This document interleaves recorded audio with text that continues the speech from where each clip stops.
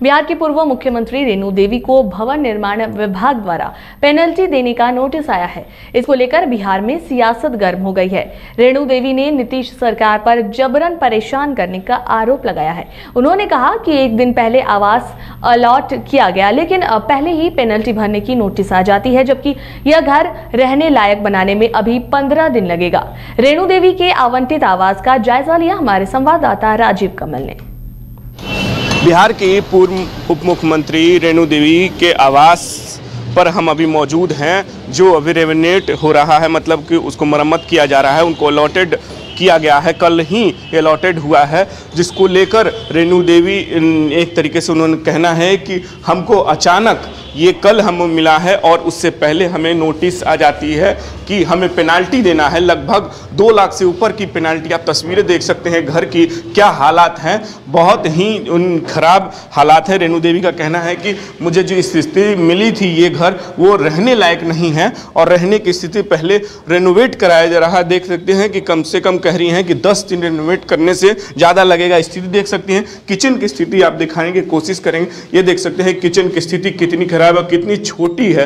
कह रहे हैं कि एकदम मतलब स्थिति इतनी खराब थी कि मुझे कम से कम इनको मरम्मत और ढंग से करने में 10 दिन लगेंगे। रेणु देवी का साफ कहना है। और ये आप तस्वीरें देख सकते हैं कि जो ये आपके ये एक छोटा सा एक कमरा देख सकते हैं, छोटा सा एक है जहां आप सामान रख सकते हैं, पूजा रूम मान के चलें। यहाँ और तस्वीरें और यहाँ रेनोवेट जो ये आपको डाइनिंग हॉल जो भी हो इसमें दिखाई दे रहा है, मरम्मत का काम चल रहा है। ये आप देख सकते हैं कि ये रूम है और ये बाथरूम जिस तरीके से आप देख रहे हैं कि कितना गंदगी है अंदर।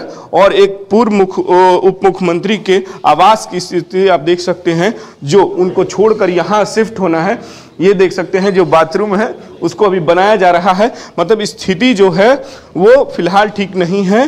पूर्व उप मुख्यमंत्री रह चुकी हैं और जब से सरकार महागठबंधन की बनी है उसके बाद से एक तरीके से विपक्ष के नेताओं को नोटिस जा रही है, जो मंत्री हैं, कि वो घर खाली कर दें। और घर खाली करने के बाद जो घर अलॉटेड है उसकी स्थिति बहुत ही अच्छी नहीं है। उसको देखते हुए हम दिखाने की कोशिश करें। रेणु देवी ने भी एक तरीके से उन्होंने कहा कि बहुत स्थिति नहीं। ये बाथरूम देख लीजिए, स्टाफ के लिए बाथरूम कितनी खराब स्थिति, जहाँ इसके गंदगी का अंबार आपको देखने को मिलेगा कि गंदगी के पूरी तरीके से अंबार है, लकड़ी टूटी हुई है। मतलब वहीं रेणु देवी ने कहा कि जो स्थिति है यहाँ रहने के लिए सरकार के द्वारा जो अलॉटेड ये किया गया है, कल ही किया गया और हमको पेनाल्टी लगभग 2 लाख से ज़्यादा मिल गई है, तो हम कहाँ से भरेंगे। और बार बार भवन निर्माण के हम जवाब भी दे रहे हैं, लेकिन उस पर जवाब पर कोई भी संतुष्ट कोई भी नहीं कर रहा है। मतलब ये साफ है कि सरकार के द्वारा हमें जानबूझकर ये प्रताड़ित किया जा रहा है। मतलब ये साफ है कि सरकार द्वारा जानबूझकर हमें किया जा रहा है। उन्होंने साफ ने कहा कि जिस तरीके से ये हमें मिला है, 10 दिन कम से कम रेनोवेट का टाइम मिलना चाहिए, 15 दिन। ऐसे पेनाल्टी नहीं देनी चाहिए। हमको टेंट में रहने के लिए मजबूर किया जा रहा है। पटना से राजीव कमल, बाइस्कोप के लिए। बिहार के नेता प्रतिपक्ष विजय सिन्हा ने बंगले को खाली कराने को लेकर कहा कि सरकार एक पक्ष के लिए काम कर रही है। उन्होंने कहा कि विपक्ष भी सरकार का अंग होता है, इसे सरकार को देखना चाहिए। सरकार को व्यवस्था करनी चाहिए, ना कि कोई सुविधा दिए हुए जुर्माना लगाना चाहिए। विजय सिन्हा ने कहा कि उनके बंगले में पूर्व अध्यक्ष 7 से 8 महीने रहे थे, तब सरकार चुप थी। नेता प्रतिपक्ष ने बिहार में बढ़ते अपराध की घटना पर कहा कि बिहार में जंगल राज नहीं, उससे 2 कदम आगे हो गया है। खुलेआम अपराधी गोली चलाते हैं और पुलिस नहीं रहती है। उन्होंने सीएम नीतीश कुमार पर हमला बोलते हुए कहा कि सत्ता और कुर्सी के लिए बिहार को गुंडों के हवाले कर दिया गया है। मुख्यमंत्री और उसके बारे में क्या कहें? नहीं, ये बंगला खाली करना है, बंगला देंगे तो खाली होगा। ये सरकार की प्रक्रिया है। सत्ता और विपक्ष सरकार का अंग है। लोकतंत्र की 2 आंखें हैं, दोनों को अपना अपना अधिकार है, अपनी अपनी व्यवस्था है। वो देंगे व्यवस्था तो लोग जाएंगे। आज हमारे ही बंगले में तो 7-8 महीने हमसे पूर्व अध्यक्ष रहे थे। जब बंगला हमको दिए तो हम लोग आए, लेकिन इनकी बेचैनी बढ़ रही है, परेशानी बढ़ रहा है। ऐसे कई लोग हैं इनके यहाँ जो कुछ भी नहीं है फिर भी बंगला रखे हुए हैं। पूरी पारदर्शिता से ओपन करें और दिखाएं कि आपका करनी कथनी में समानता है, कानून का राज है, न्याय के साथ विकास करते हैं। ये सब बातें समाप्त हो चुकी है। कुर्सी के लिए हर समझौता कर चुके हैं और किस स्तर तक गिरेंगे लोगों को पता नहीं है। फिर से व्यवसायी, कल तो हम गए हुए थे, सारा व्यवसायी को वो जंगल राज का दृश्य सामने आ गया। और ये अब जंगल राज नहीं, उससे भी 2 कदम आगे निकल गया कि अपराधी आकर कहता है कि हम 1 घंटा में आ रहे हैं, प्रशासन के लोग नहीं पहुंचते हैं, लेकिन अपराधी समय पर 1 घंटा पर पहुंचता है और खोल करके बड़े भीड़ में दिन दहाड़े पटना जंक्शन के बगल करबिगहिया में गोली मारता है, गोली का फायरिंग करते हुए भागता है।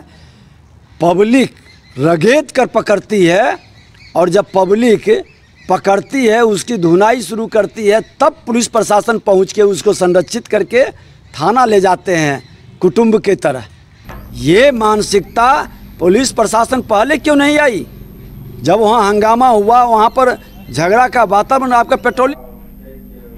वहीं बिहार के बीजेपी प्रदेश अध्यक्ष संजय जायसवाल ने नीतीश कुमार से सवाल किया है कि आखिर पूर्व उप मुख्यमंत्री से आवास खाली कराने के लिए नोटिस पर नोटिस दिया जा रहा है। नेता प्रतिपक्ष विजय सिन्हा को भी नोटिस दिया गया है। वहीं कई लोग सदस्यता समाप्त होने के बाद भी आवास में कैसे जमे हुए हैं। बीजेपी प्रदेश अध्यक्ष ने कहा कि वीआईपी पार्टी के प्रमुख मुकेश सहनी की सदस्यता पिछले वर्ष जुलाई में ही समाप्त हो गई थी, लेकिन मुकेश सहनी अब तक सरकारी आवास में बने हुए हैं। पूरे मंत्रियों को नोटिस मिला है, नेता प्रतिपक्ष को नोटिस मिला है, बंगला खाली नहीं करने पर उनसे जुर्माना वसूला जा रहा है। लेकिन नीतीश जी के जो गुर्गे हैं, जिनको उन्होंने रख के छोड़ा हुआ है, उनको नोटिस, उनसे बंगला नहीं खाली कराया जाता है। भले वो विधायक रहे नहीं रहे, विधान पार्षद रहे नहीं रहे, उनको बंगला इसीलिए दिया गया है कि वह नीतीश कुमार के नौकरी बजाएं और नीतीश कुमार का काम करें। भारतीय जनता पार्टी केवल और केवल नरेंद्र मोदी जी के कार्यों पर वोट मांगती है। 2020 में भी हमने नरेंद्र मोदी जी के नाम पर वोट मांगा और इसलिए हम 74 जीते। जिन्होंने नीतीश जी के नाम पर वोट मांगा वह 43 जीते। और आज भी हम नरेंद्र मोदी जी के कार्यों पर वोट मांगते हैं।